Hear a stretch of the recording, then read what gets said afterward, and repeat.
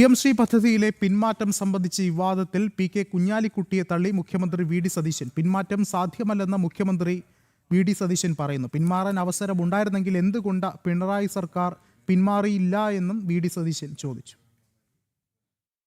PMC പദ്ധതിയിൽ വിവാദങ്ങൾ തുടരുന്നതിനിടെയാണ് league നിലപാട് തള്ളി മുഖ്യമന്ത്രി VD സതീശൻ രംഗത്ത് വരുന്നത്. PMC പദ്ധതിയിൽ നിന്നൊരു പിന്മാറ്റം സാധ്യമല്ലെന്ന് VD സതീശൻ വാർത്താ സമ്മേളനത്തിൽ പറഞ്ഞു. ഒരിക്കൽ ഒപ്പുവെച്ച പദ്ധതി എങ്ങനെ തള്ളുമെന്നായിരുന്നു VD സതീശന്റെ മറുപടി. പിന്മാറാൻ അവസരമുണ്ടായിരുന്നുവെങ്കിൽ എന്തുകൊണ്ട് പിണറായി സർക്കാർ പിന്മാറിയില്ല എന്നും VD സതീശൻ ചോദിച്ചു.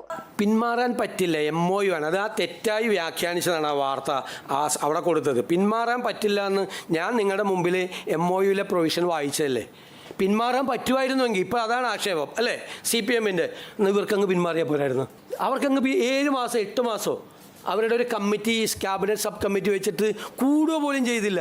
പിന്മാറാൻ പ്രൊവിഷൻ ഉണ്ടെങ്കിൽ പിണറായി സർക്കാരിന് പിന്മാറായിരുന്നല്ലോ. നിങ്ങൾ ആ ചോദ്യം അവരോട് ചോദിച്ചില്ല.